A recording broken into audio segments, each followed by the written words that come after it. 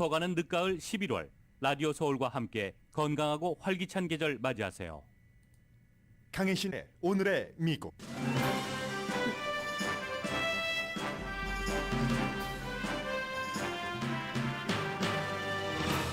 바이든 대통령이 철도 노조가 파업하지 못하도록 의회가 개입해달라고 촉구했고 의회가 개입할 것으로 보입니다. 30년 만에 철도 노조가 파업을 하면 모든 소비자와 업계가 영향을 받게 됩니다.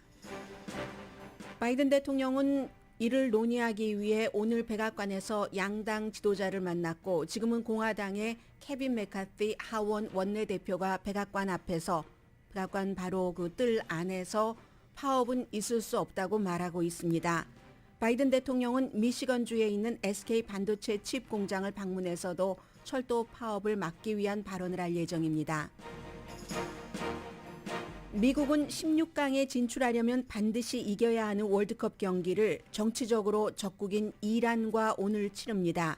경기 전 미국 축구협회는 이란의 인권을 비난했고 이란 코치는 미국 학교에서의 총격 사건을 말했습니다.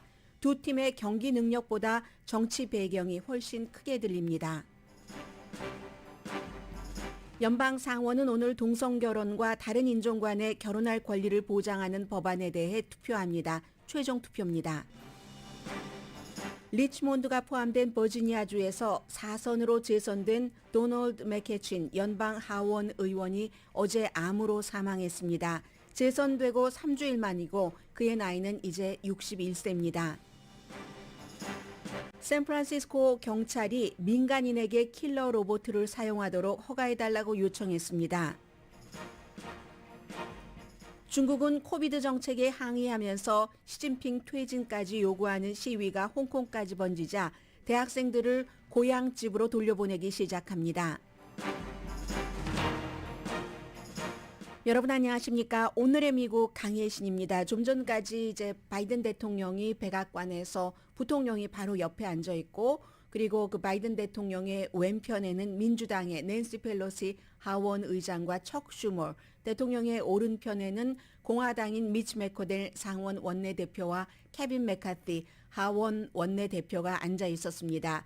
원래는 이 자리가 중간 선거가 끝났고 네임덕 의회에서 어떠한 그 의제를 가지고 놀림 없이 의회의 그 마지막을 마무리하느냐였는데 지금 미국에서 다음 주 12월 9일에 철도가 완전히 그 파업을 할 가능성이 있기 때문에 이 파업을 막아달라고 대통령이 어젯밤에 성명을 통해서 발표를 했고 오늘 아침에 마침 그 예정된 공화민주 여당 야당 지도자들을 만나서 이 같은 것을 논의를 했습니다. 아직도 그 케빈 메카티 하원 공화당 원내대표가 말하고 있습니다. But for the same responsibility, I think one of the reasons why Republicans are winning the majority in the House is the failed policies of this administration. 네, 지금은 이제 원래 미국에서는 대통령이나 다른 정치인들이 기자들 앞에 카메라와 마이크 앞에 섰을 때는 꼭 그날의 그 이슈뿐만이 아니라 여러 가지를 얘기하죠. 방금 전에 여러분들께서 들어보신 내용은 중간선거에서 왜 하원이 공화당이 이기게 됐는가. 지금 이제 218표가 있어야지 되는데 220표가 확보됐고 아직도 최종적으로 하원에서 2표가 확정되지 않았는데 아마도 222표로 두 개 다 공화당으로 갈 것으로 예상들을 하고 있습니다. 그렇게 되면은 공화당이 다음 회기부터는 222로 다수당이 되고 민주당이 213, 현재와 똑같은 숫자입니다. 로 소수당이 되는데 왜 그렇게 공화당이 이겼는가 여기에 대해서 실패한 정책 때문이다 그런 얘기를 했고요. 그리고 직전에는 여러분들께 제가 헤드라인을 읽어드리기 바로 전에는 요 며칠 동안 주말부터 굉장히 이슈가 되고 있는 트럼프 전 대통령이 자신의 플로리다 집에서 백인 우월주의자를 만난 것은 잘못이다라고 케빈 메카티가 얘기를 했습니다. 그리고 그 전에는 오늘의 이 그 목적인 결국은 파업은 막아야지 된다 하는 그런 내용을 얘기를 했습니다. 대통령이 이렇게 지금부터 크리스마스까지 할 일이 여러 가지가 있지만 당장 오늘 처리해야지 될 문제가 지체 없이 또 수정안이 없이 처리해야지 될 것이 철도 파업을 막는 것이라고 했습니다. 지금 한국에서도 화물연대 총파업이 있고 미국에서도 이제 그 철도 파업이 다음 주로 가능한 예정된 것처럼 보이기도 하는 이런 상황에서 한국과 미국이 이 문제를 어떻게 처리하는지를 국가 간의 차이가 있기 때문에 이것을 볼 수 있는 이슈이기도 합니다. 윤석열 대통령은 화물연대 총파업에 대해서 절대로 타협하지 않을 것이라고 했고 시멘트 운송 차량에 대한 것은 업무 개시 명령을 내렸습니다. 미국에서는 대통령이 직접 하는 게 아니라 9월 달에 바이든 대통령이 중재를 해서 12개 철도 노조가 12개가 됩니다. 그 12개가 잠정적으로 합의를 했는데 그 잠정 합의에 대해서 우리 그거 충분하지 않다 하고 8군데는 오케이 하고 얘기를 했는데 4군데 노조가 아니야 우리 더한 것을 요구하겠어 하는 이때입니다. 이때에 바이든 대통령은 더 이상은 이제 본인이 직접 할 수 있는 일이 없고 법에 따라서 의회가 잠정적으로 합의한 것을 그리고 국가가 어떤 위기에 처할 수 있다고 판단되면 의회에서 법을 만들어서 그 노조가 일터로 돌아가라라고 할 수가 있습니다. 그걸 지금 여당인 민주당뿐만이 아니라 야당인 공화당 지도자들을 함께 백악관에 초대해서 오늘 지금 이렇게 과정이 가는 것이고요. 한국에서는 대통령이 업무에 복귀해라 하고 명령을 내렸습니다. 그러니까 이제 그 화물연대가 삭발투쟁을 하고 이건 뭐 계엄령이다 하면서 응하지 않겠다고 하고 지금 미국에서는 어떻게 될지 모르겠습니다. 한국의 이 화물연대 파업 같은 경우는 한국이 세계 경제력으로 10위가 되기 때문에 그리고 이제 화물연대가 파업하면 여러 가지 철강 산업 같은 것들이 다 연결이 되니까 지켜보는 거고 한국 법에 따르면 정부가 돌아가라고 명령을 할 그럴 그 법적 조치가 있습니다. 다만 대통령이 이런 것을 사용하지 않는 게 관례이죠. 그런데 이제 지금 윤석열 대통령의 경우는 10월 달에 수출이 26개월 만에 가장 큰 폭으로 감소했고 무역 적자가 7개월 연속 나기 때문에 이렇게 명령을 한 것이고 미국에서는 이제 철도 노조가 12개 가운데서 모두가 다 이 잠정적인 협상에 합의를 해야지만 파업을 피할 수가 있습니다. 왜냐하면 9월 달에 바이든이 제안한 거기에 대해서 합의를 한 것은 그 협상을 하는 지도자들과 합의를 한 것이지 모든 노조원들이 다 찬성 투표를 던진 게 아니기 때문에 그렇습니다. 그래서 이제 8개 노조는 5년 협상안입니다. 이걸 받아들여서 임금을 뭐 24%를 올리고 그리고 이제 문제가 되는 게 임금이 아니라 휴가입니다. sickday인데 sickday를 당시에 9월 달에 잠정적으로 합의를 할 때 병원도 가야지 되고 하니까 사흘을 무급 1년에 사흘을 무급 휴가를 sickday로 더 주도록 여기에 이제 그 합의 지도부는 합의를 했는데 그런데 4개 노조는 우리 그거 안 된다. 유급으로 해라 하는 거거든요. 그러니까 바이든 대통령이 9월 달에 해놓은 것을 가지고 나야말로 미국에서 가장 노조 측에 서는 대통령이 아닌가. 그럼에도 불구하고 지금 미국 경제가 얼마나 위험하고 이 같은 일이 파업이 발생하면 소비자들은 마켓에서 물건을 살 수 없고 그리고 무슨 소매업자, 중간 상인들도 다 힘들어지고 또 철도기 때문에 많은 그 철도를 교통수단으로 이용하시는 분들도 스탑되잖아요. 이런 일은 있을 수가 없다. 뭐 복잡하게 수정하고 하면 기일 걸리고 또 파업 안에 처리도 되지 않고 하니까 9월 달에 잠정 합의했던 그대로 시행을 하도록 의회가 법안을 만들어서 빨리 통과시켜라. 12월 9일이 오기 전에 그리고 지금으로서는 의회가 그렇게 할 것으로 보입니다. 9월 달에 잠정 합의를 하고 나서 그 관련 부처의 장관이요. 농림부 장관이라든가 교통부 장관이라든가 계속 노조 지도자들과 협력을 하고 하다가 결국은 4개 만장일치를 해야지 되는데 12개 노조 가운데서 4개 노조가 이건 우리는 더한 것을 원해. 무급 휴가가 아니라 유급 sickday를 원해 했었기 때문에 이 장관들이 더 이상은 안 되겠다 하고 의회가 개입하는 것을 대통령에게 권고를 했고 그 절차에 따라서 대통령이 의회가 지금 개입해달라라고 얘기를 하는 겁니다. 바이든 대통령이 오늘도 지금 여러 번 얘기를 하고 있는데 내가 워낙에 친노조 대통령이고 노조원들이 간절히 원하는 것을 아니다라고 말하는 것 자체가 꺼려지지만 그렇지만 지금과 같은 경제 상태에서는 일단 파업을 한다는 것을 용납할 수 없다. 반대 의견을 무시하지는 않지만 이건 지금 상황에서 합의를 수정 없이 즉시 지켜야지 된다라고 얘기를 했고요.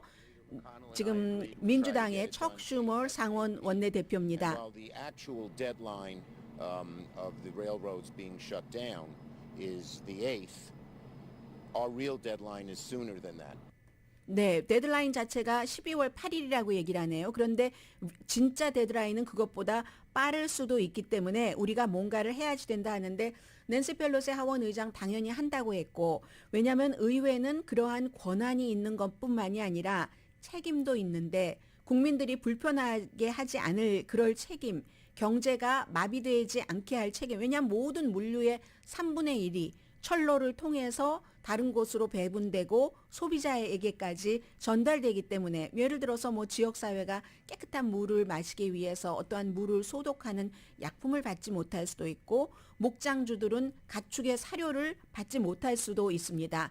그래서 하원에서는 아직까지는 민주당이 다수당이기 때문에 통과가 될 겁니다. 상원은 모르겠어요. 왜냐하면 상원은 민주당인데도 불구하고 무소속이지만 민주당과 같이 표를 던지는 버니 샌더스 연방 상원 의원이 오늘 아침에 완전히 버니 샌더스 상원 의원이나 엘리자베스 워렌 연방 상원 의원은 노조 바이든 대통령은 대통령으로서의 입장이지만 더한 노조에 대해서 강한 그들의 입장을 지지하고 대변하기 때문에 이거 임시 이런 것 가지고 안 된다라고 얘기해서 상원에서는 어떻게 될지 모르겠습니다. 기업의 로비 단체는 파업을 원치 않기 때문에 의회가 개입하기를 바라고 있습니다. 그래서 이제 그 60년 동안 미국에서는 철도 파업을 막기 위해서 의회가 개입한 게 18번이랍니다. 18번인데 이번이 이제 뭐 개입을 하면은 19번째가 되는 거죠. 그래서 이제 지금 4군데의 노조가 그것 가지고 안 돼. 식데이를 우리 무료가 아니라 무급이 아니라 유급으로 하고 아마 데이 날짜도 원래는 9월 달에는 사흘로 했는데 나흘로 원하는 것 같습니다. 최종적으로는 그 정도는 합의가 있겠지만 그런데 그 4군데 노조지만 그 4군데의 노조가 숫자가 굉장히 많습니다. 그래서 이제 그 의회 개입에 많은 노조원들이 멤버들이 불만을 하는 게 사실이지만 의회 개입을 조용하게 원하는 노조 리더도 있습니다. 왜냐하면 1월 달이 되면 더 힘들어지기 때문에 지금은 뭐 케빈 맥카티 그 공화당의 하원 원내대표도 이 정도면은 뭐 한다. 그리고 어차피 하원에서는 민주당이 다수당이기 때문에 통과가 될 건데 그걸 잡아봤자 별로 소득 없이 스타일만 구기게 되죠. 그래서 그렇게 되는데 1월 달이 되면은 아무래도 공화당은 대선을 생각하기 때문에 현재의 행정부가 모든 문제를 원활하게 해나가는 것을 원치 않습니다. 그 같은 정치적인 역학 과정이 있기 때문에 어떤 로비단체라든가 심지어 노조의 지도자들도 공화당이 되기보다는 민주당이 다수당인 이때에 하는 게 낫다. 이렇게 생각들을 하고 있고요.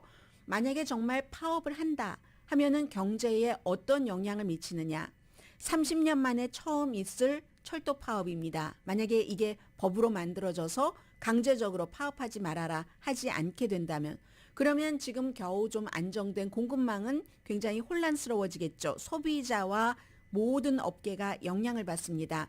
바이든 대통령은 오늘 아침 회의하면서 이런 얘기를 하던데요. 그렇게 되면은 결국은 노조원들도 굉장히 많이 일자리를 잃게 되고 그럼 그런 가족들은 어떻게 될 것인가. 수백만 가구가 식료품도 없고 의약품도 없고 기타 물건을 구할 수가 없다. 파업하는 당일에 그렇진 않겠죠. 재고라는 게 있으니까 그 파업이 시작되면 장기화될지도 모르기 때문에 그렇게 되면은 미국 경제가 마비된다라고 얘기를 하고 있습니다. 하루에 뭐 20억 달러 손해를 본다고 하니까 이렇게 해서 미국에서 가장 친노조적인 대통령이 노조와 철도 노조와 대립을 하면서 그 사이에 의회가 개입을 해서 이 문제가 해결될지 아니면 다음 주에 철도가 파업이 되고 그 다음에 사람들이 상상하지 못했던 많은 그 경제적인 마비 현상이 올지 그래서 이 이슈 상당히 중요합니다.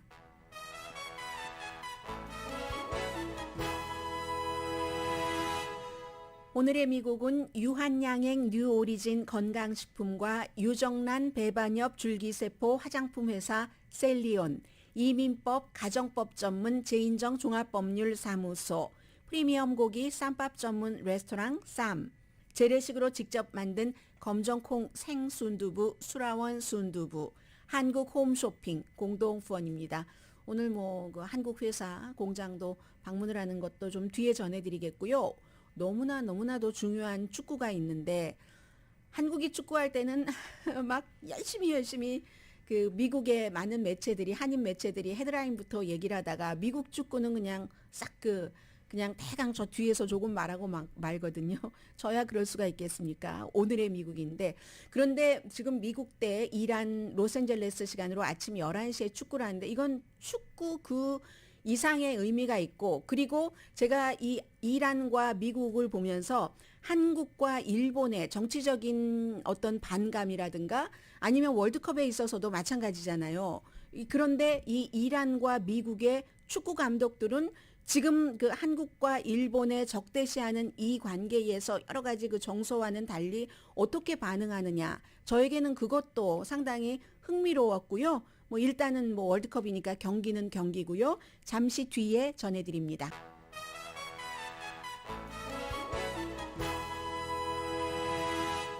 라디오 서울 방송 오늘의 미국 듣고 계십니다. 이 프랑스와 브라질은 16강 확정졌고 포르투갈도 거의 확정이라고 볼 수 있겠죠.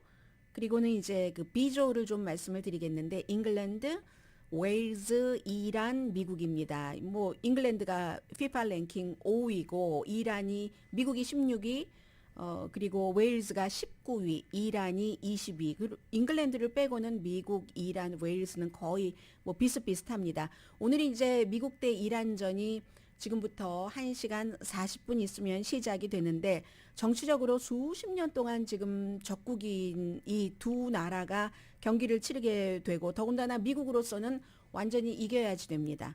미국은 이란은 꼭 이기지 않더라도 어떤 방법이 있는데 미국은 이겨야지 되는데 이제 월드컵에서도 보통 때 그 큰 경기와 마찬가지로 기자회견을 하잖아요. 어제 그 이란의 코치와 미국의 코치 전부 그 기자회견을 했는데 이란 코치가 카를로스 퀘이로스 코치가 이게 미국과 이란이 지금 경쟁 상태라는 것을 다 알고 있고 정치적으로 여러 가지 이슈 더군다나 미국의 축구연맹에서 이란이 22살 여성 그 히잡 안 쓰고 다녔다가 경찰에 갔다가 경찰에서 숨지고 그 이후에 이란에서 시위대를 진압하면서 450명이 숨졌습니다. 이란도 한 300명 정도는 시인을 하고 있는 것 같던데 시위대를 진압하느라고 시민이 450명이 숨졌다고 하면 그 국가가 국민을 어떻게 다루는지를 알 수가 있죠.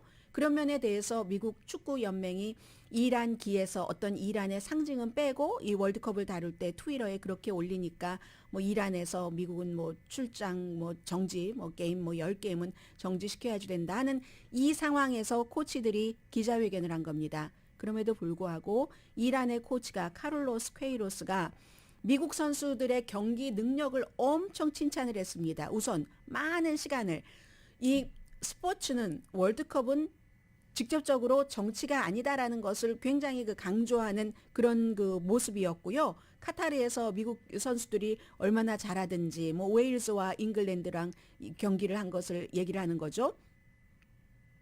그리고 90년대 자신이 미국에서 미국의 축구가 발전하기 위해서 어떤 역할을 했는지 뉴욕이랑 뉴저지에서 그쪽에서 이제 메이저리그 축구에서 일을 했었기 때문에 소셜미디어 좀 전에 말씀드린 이란의 국기의 심볼을 미국 축구연맹이 그 상징을 뺀 것에 대해서 질문을 받았습니다. 그때 질문을 받고는 답변을 했습니다. 역시 스포츠는 스포츠야라고 하는 이란의 코치도 포르투갈계고요. 그런데 이제 이란 코치를 하는 거고 이란이라는 국가를 생각할 수밖에 없는 거죠. 뭐라고 얘기를 하냐면 미국이 인권을 얘기를 하면서 그런데 미국 학교에서는 학생들이 숨지지 않느냐. 우리는 그런 일에 대해서도 세계와 연대한다면 연대를 한다. 미국의 인종차별은 또 어떻느냐 이런 얘기도 했습니다. 다만 우리는 미국과 경기를 치는 이란 팀은 90분 동안 미소를 짓게 하는 것, 스포츠로 막 싸우고 정치적인 것을 가지고 가는 게 아니라 미소를 짓게 하는 게 우리의 사명이다라고 얘기를 했습니다. 그러면 미국의 코치요, 그레그 버홀터 코치는 뭐라고 얘기했냐면 기본적으로 축구 연맹이 이란의 기에서 상징을 빼고 트위터에 올린 거 색깔만 뭐 하얀색, 빨간색, 초록색 이런 색깔만 들어가 있는 그 가로줄로 이란 기를 올린 것에 대해서는 사과를 했습니다. 우리가 한 것도 아니고 우리 선수와 스텝은 전혀 몰랐다. 축구 연맹이 한 것이니까 통제불능한 그런 일들이 발생을 한다라고 얘기하면서 우리는 그 월드컵에 나온 그런 그 축구팀이지만 항상 직업윤리 또 팀의 원칙 이런 것을 생각하라고 또 그런 것을 믿으면서 경기를 하고 경기 전에 연습을 한다. 미국 선수들이 날마다 아침에 일어나서 어제보다 내가 오늘 더 윤리적으로나 모든 면에서 실력은 물론이고요. 더 훨씬 나은 사람이야. 또 나아져야지 된다. 이렇게 믿게 만드는 그런 뭐 행동 강령 같은 것이 미국 팀의 기본 원칙이다. 이렇게 얘기를 했습니다. 그리고 무슨 뭐 기본 뭐 골스코어 미국도 지금 골이 안 터지고 있잖아요. 한국도 마찬가지고 한국의 골 결정력은 제가 미국에서 이 방송을 하고 있는 수십 년 동안 늘 얘기를 해왔었던 것 같고 미국도 지금 경험 없는 선수들이 나가서 이제 골이 터지지 않고 그러나 젊음과 패기의 장점이 또 있고요. 그래서 이제 이란 기자들이 골 결정력 이런 것에 대해서 물을 것이다 라고 생각을 했답니다. 미국 코치가 하는 얘기예요. 그런데 이란의 이 월드컵을 취재하러 온 기자들이 미국 코치에게 미국의 이민 정책이 이렇지 않느냐. 미국의 인플레이션은 왜 그래? 라고 계속 질문을 하는 겁니다. 그랬을 때 이 코치가 뭐라고 얘기를 하냐면 그 이란의 기자들에게 저는 국제 정치에 대해서 잘 모릅니다. 저는 풋볼 코치입니다. 이렇게 답변을 하면서 어쨌든 뭐 이란의 코치도 포르투갈계이긴 하지만 우리가 90분 동안 미소 짓는 경기를 하는 게 목표지 정치적으로 무슨 선수들이나 코치들이 싸우는 거 이게 목표가 아니라는 얘기잖아요. 그런 얘기를 했고 지금 미국과 이란 가능성에 대해서는 누가 이기느냐 50대 50으로 보고 있습니다. 비조는 뭐 당연히 잉글랜드가 지금 승점 4 이란이 뭐 이겼으니까는요. 그 승점 웨일즈에 이겼기 때문에 3 미국은 잉글랜드와도 웨일즈와도 비겼기 때문에 2점 그리고 웨일즈가 제일 꼴찌예요. 1점이거든요. 1점인데 지금 뭐 당연히 뭐 그 잉글랜드야 이기는 것으로 생각을 조 1조로 가는 것으로 생각을 하고 하나의 경우만 피하면 웨일즈에게 경기하잖아요. 오늘 11시에 동시에 하거든요. 이란 대 미국, 잉글랜드 대 웨일즈가 경기를 하는데 이 웨일즈에게 승점 4점 차이로 패하지만 않으면 그러면 이제 잉글랜드는 조 1위로 가는 거고요. 미국과는 그 0대 0이었고 이란과는 6대 2로 이겼습니다. 그때 이란 선수들이 다 국가에 대해서 저항하면서 이란 국가가 울려 퍼질 때 그 국가를 부르지 않았던 그런 거고요. 이란 선수들은 굉장히 압박감을 갖고 오늘도 경기를 할 겁니다. 왜냐하면 선수들 가운데서 그런 일이 있었기 때문에 국가에 돌아가서 체포될 수도 있고 그런 문제가 있고요.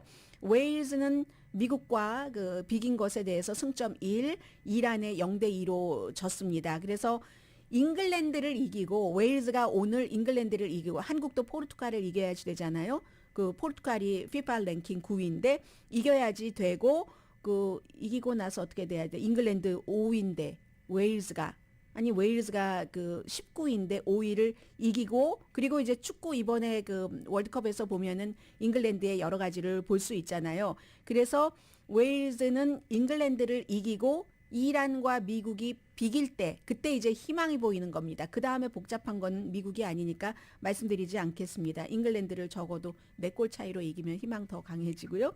이란은 지금 승점 3인데 잉글랜드에 6대 2로 지고 웨일즈에 2대 0으로 이겼습니다. 미국에 이기면 이제 이란 16강 진출하는 것 충분합니다. 그리하여 B조는 이란이 미국에 이기면 B조에서는 잉글랜드와 이란이 가게 되는데 이란이 여기까지 올라간 것도 처음입니다. 어쩌면 그 비겨도 웨일즈가 잉글랜드에 뭐 이기지 않는 뭐 이런 상황에서 갈 수도 있게 되고요. 미국은 지금 승점 2인데 잉글랜드와 0대0, 웨일즈와 0대0, 골을 하나도 내지를 못했어요. 그런데 미국이 이란을 이기면 됩니다. 그런데 이란에 비기거나 이란에 지면 끝나는 겁니다. 그렇기 때문에 이란에는 약간의 여지가 남아있지만 미국은 오늘 무조건 이란에 이겨야지 16강 가는 거고, 그러면 이제 웨일즈는 워낙에 못했으니까 웨일즈는 제쳐두고 미국이 이란에 이기면 잉글랜드와 미국이 B조의 1, 2위로 가게 되는 거고, 아니면 아니고. 그러니까 미국은 오늘 굉장히 결정적인 그런 경기인데 미국이 이제 축구할 때 뭐 요즘 뭐 여자 축구 굉장히 잘하고 뭐 약간 좀 침체돼 있는 것 같긴 하지만 미국 축구 처음에 막 붐이 일어나고 할 때 그 클린트 댐프시라는, 지금은 이제 그 이 선수가 뭐 나이가 들었고 하지만 전 미국의 스타였었죠. 이 클린트 댐프시가 뭐라고 얘기를 하냐면, 젊은 선수들에게, 지금 굉장히 젊은 선수들이니까 이란과 경기할 때 두려워하지 말고 경기를 하라. 그러니까 어떤 때는 굉장히 신중해야지 될 때가 있잖아요. 골을 내주지 않으려고. 그런데 이번에 이란과의 이 경기에는 두려움 없이, 거침없이 그냥 차고 들어가라는 그런 얘기입니다. 사우디아라비아의 첫 번째 경기, 아르헨티나에서 이겼을 때 그때 경기처럼 그렇게 해라 하는 뭐 그런 얘기입니다. 그리고 이제 지금부터는 뭐 오늘 내일 뭐 다 끝나고 나면은 16강 많이 보이기 시작하는데, 네덜란드라든가 에콰도르, 세네갈도 이제 한 경기만 승리하면 16강에 가고요. 한국에 대해서는 여러분들 너무 잘 알고 계시고, 그리고 복잡하다 하시면 오늘 한국일보 일면을 보시면 이렇게 잘 그 정리가 돼 있고요.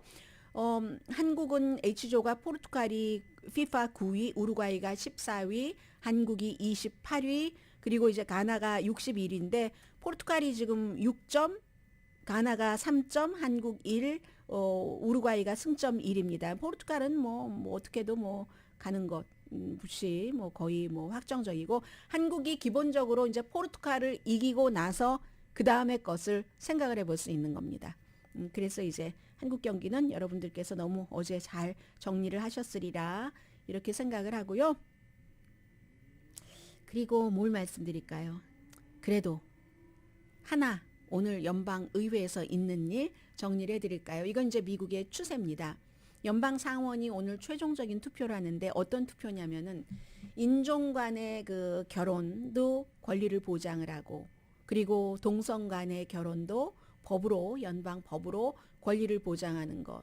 예전에 왜 초대받지 않는 손님 이런 영화 있었잖아요. 백인 딸이 그 아프리칸 아메리칸 남자 친구를 딱 집에 초대를 했었을 때 백인 부모님들의 반응, 이런 것들, 그런 것처럼 인종까지 여기에 넣었고, 왜 이런 일이 일어나냐면은 당연히 이제 연방 대법원에서 2015년도에 동성 결혼을 합법화해 놓기는 했지만, 지금 여러 가지 그 보수 법원의 그 분위기를 보면은 이걸 뒤집을 수도 있기 때문에 이건 아니다 싶어서 초당적으로 하는 겁니다. 하원에서는 먼저 통과를 시켰는데 오늘 상원에서 최종적으로 통과시키고 다시 수정안이 되기 때문에 하원으로 보내서 돼야지 되는 거고, 여기에 대해서 이제 기독교인들이, 공화당 의원들이 이달 초에 처음 말하자면 초벌구이 같은 거 하는 것에 투표를 했더니 12명이 찬성을 했거든요. 그리고 공동 발의한 의원 5명 가운데도 3명이 공화당 의원입니다.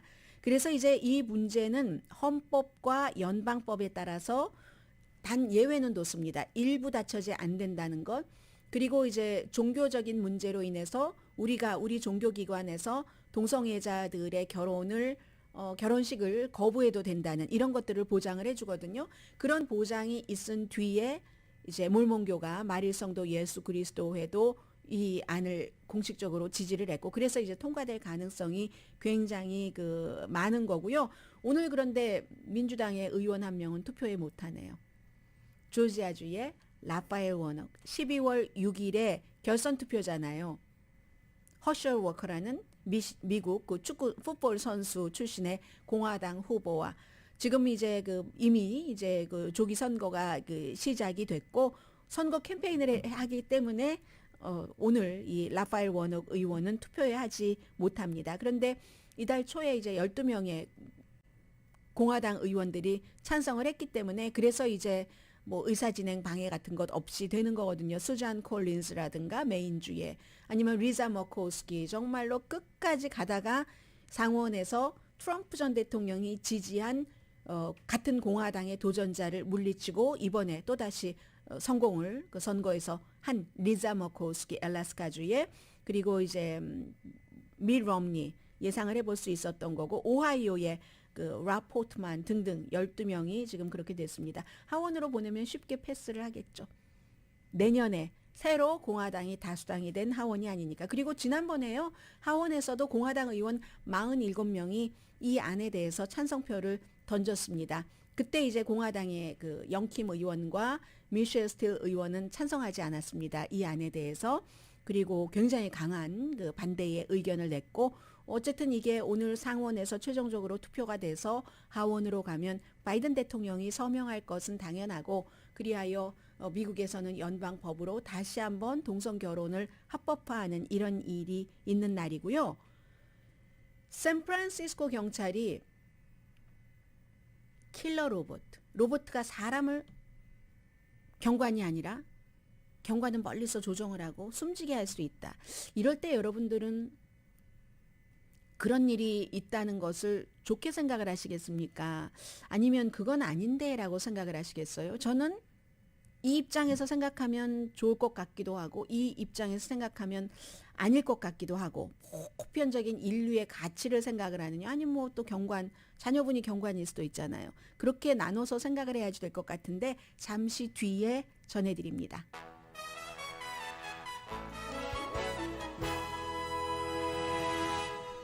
라디오 서울 방송 오늘의 미국 듣고 계십니다. 지금 들어오고 있는 뉴스인데요. 좀 전에 이제 연방 상원에서 동성애자들이 결혼할 권리, 결혼 존중법이라고 이름이 붙여 있습니다. 그 안에 대해서 오늘 최종적인 투표를 한다고 말씀드렸는데 디즈니 컴퍼니에서 15년 동안 CEO를 하다가 물러났다가 다시 이제 몇 년 만에 최이펙을 대신해서 그를 쫓아내고 들어온 밥 아이거 두 사람 다 밥이에요. 오늘 이제 직원들 앞에서 연설을 했는데 그 연설 내용이 가장 중요했었던 것이 우리 디즈니사는 포용을 하는 겁니다. 그게 디즈니의 가치의 일부입니다. 라고 하면서 이제 그 동성애에 대해서 얘기를 했답니다. 왜냐하면 디즈니가 그 올랜도가 있고 그리고 플로리다주의 론 디센티스 주지사는 3월 달에 법안에 서명을 해서 플로리다주의 학생들 3학년까지는 학교에서 무슨 뭐 성의 정체성이라든가 성별 뭐 이런 여러 가지에 대해서 교육을 금지하는 것을 했는데 당시에 지금 그 쫓겨난 CEO가 플로리다 주에 조금 이렇게 협조를 하는 듯 하다가 직원들이 너무 반발이 심해서 다시 그 반기를 들었잖아요. 새로운 CEO인, 올드 CEO지만 새로운 CEO인 밥 아이거는 회사의 핵심 가치라고 얘기하는 것이 항상 디즈니라는 것은 뭐 여러 가지 상품이 있지만 스토리텔링이잖아요. 그런데 그 스토리텔링 중에서 제일 중요한 것은 모든 나와 다른 모든 사람, 저 사람은 저 사람일 수밖에 없는 그런 그 가치를 받아들이고 포용하고 하는 것이다 라고 얘기를 하면서 이건 정치적인 활동이 아니라고도 말을 했습니다. 좋은 시민이 되려고 이 같은 것을 얘기를 하고 회사의 그 가치, 방향 같은 것을 정하는 것을 정치적이라고 할 수 없습니다. 이게 다시 CEO가 된 스타벅스에서 하워드 슐츠처럼 쫓겨났다가 다시 들어온 이 사람은 뭐 쫓겨났다고 볼 수는 없지만 그 후임자를 그 쫓겨내고 다시 들어온 밥 아이걸 그 디즈니의 CEO가 오늘 한 얘기입니다. 샌프란시스코 경찰이 킬러 로봇 사용하는 것 이것을 이제 좀 심의해 달라 하고 슈퍼바이저 위원회에 요청을 오늘 했습니다. 그런데 이게 캘리포니아주의 주법이 통과됐기 때문에 그렇습니다. 그 법안 이름은 AB 482라는 것인데 하원에서 했네요. AB. 이것은 모든 캘리포니아 주 전체의 경찰국에서 군 스타일의 모든 무기를 사용을 할 것인가 사용을 하지 않을 것인가 이 같은 것을 결정을 하는데 그게 장갑차가 될 수도 있고요. 킬러 로봇가 될 수도 있고요. 그래서 그러한 결정 자체는 로컬에서 해라. 그렇지만 그 같은 그 모든 초안은 작성을 해야지 된다. 라는 그 법이 통과가 됐습니다.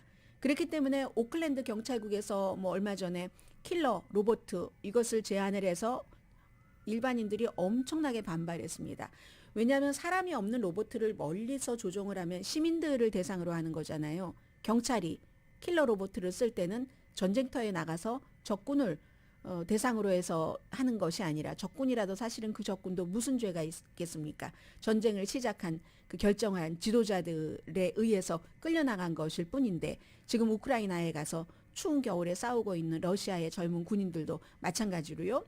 그런데 어쨌든 이건 그 전쟁에 나가서 적군을 향해서 하는 것도 아니고 일반 시민을 향해서 킬러 로봇을 멀리서 조절을 하면은 죄책감이라든가 현장감이라든가 이런 것들도 떨어지고 인간성이 조금이라도 줄어들기 때문에 더 많이 킬링을 할 수가 있다고 대중들이 생각을 해서 반발을 한 거죠. 해서 이제 오클랜드 경찰국은 이 제안을 거둬들였습니다. 그런데 샌프란시스코 슈퍼바이저 위원회가 오늘 비슷한 요청을 받았는데, 샌프란시스코 경찰은 12대의 로봇가 있답니다. 로봇가 있는데 일부의 로봇에는 살상 무기를 장착할 수도 있는데, 이 제안이 이 오클랜드처럼 킬러 로봇, 살상 무기 자체를 다 장착한다, 이 언급은 하지 않았답니다. 그런데 위험할 때, 법 집행관이 위험할 때다라든가 어쨌든 위험한 상황에서 이 로봇을 쓸 수 있다 하는, 그런데 이제 많은 사람들이 이상한 미래인 거예요. 지금 이렇게 그 생각하다 보면 기술이 너무너무 발달하다 보니까 이상한 미래가 자꾸 오고 있는데, 지금은 이상하다고 하지만 maybe 지금 이러한 것들이 주법으로 해서 모든 경찰국들이 말하자면 앞으로 어떻게 할 것인지 가이드라인을 잡아놔라 하는 거잖아요. 그럼 미래에 이게 현실이 될 수 있다는 것, 우리 살아생전인지 아닌지는 모르겠습니다만은 이 샌프란시스코 경찰국이 사람들이 오클랜드 사람들처럼 반발을 하려고 하니까 어젯밤에 살상 무기는 옵션이 아니다, 계획이 없다, 다만 무슨 건물 같은 곳을 폭발하기 위해서 폭발물을 장착하는 그런 것, 폭력적인 무장을 한 용의자를 무력화하거나 혼란스럽게 할 때는 경관보다 로봇가 그 용의자를 보호하는데도 더 좀 효율적일 수 있다. 이게 2016년도에 달라스 경찰국이 한번 이런 일을 써봤던 것을 샌프란시스코 경찰국이 이제 그 인용을 하면서 얘기를 했습니다. 유니버시티 오브 워싱턴의 로봇 전문가인 라이언 칼로 교수는 뭐 그런 일이 있을 수는 있는데 무장한 로봇가 여러 가지로 더 안전할 수도 있다는 거죠. 안전할 수도 있다 하는 것이 인정은 하지만, 그래도 결국은 로봇을 이용을 해서 사람을 죽인다? 이거는 생각을 해봐야지 된다는 그런 문제죠. 그래서 일반 대중들은 이거 아니야, 무감각해져서 시민들의 살상이 더 많아질 것 같아 라고 생각을 하지만, 본인이 경관이거나 아니면 경관인 아들, 딸을 두고 그 경관이 그런 용의자라든가 위험한 상태의 업무에 직면을 했을 때는 그러면 멀리서 우리 아이들이 다치지 않고 로봇으로 사용하는 것, 나는 그거 좋을 수 있어 라고 생각을 할 것 같아요. 그래서 뭐가 어떨지 모르지만 항상 모든 것은 시대 정신에 따라서 특히 민주주의 사회에서는 대의대로 이어져 간다 말씀드리고요. 중국이 심상치 않아 보입니다. 그리고 이제 연말 연시가 되면 건강을 굉장히 조심하셔야 되는데요. 그런 뜻에서 하나 뉴스 전해드립니다.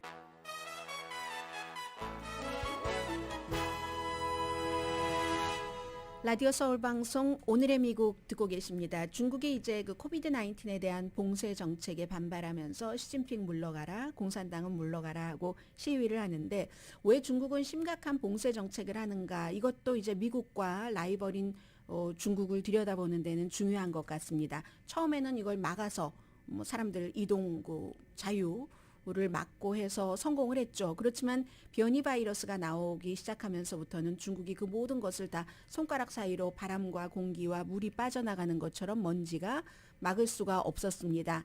그리고 백신은 중국 것은 나쁘고 파이저 앤 바이오엔텍이나 모더나 같은 그런 것을 그 mRNA 방식을 수입하지 않았고, 그러니까 사람들도 다 알잖아요. 요즘에는 불신이 있기 때문에 그 국가에서 만든 백신에 대해서 불신이 있어서 지금 중국의 80세 이상 되신 분들의 백신 접종률이 40%밖에 안 된답니다. 그럼 이런 상태에서 면역력도 없고 그동안 꽉 봉쇄를 해놨기 때문에 이걸 트면은 어떻게 되겠어요?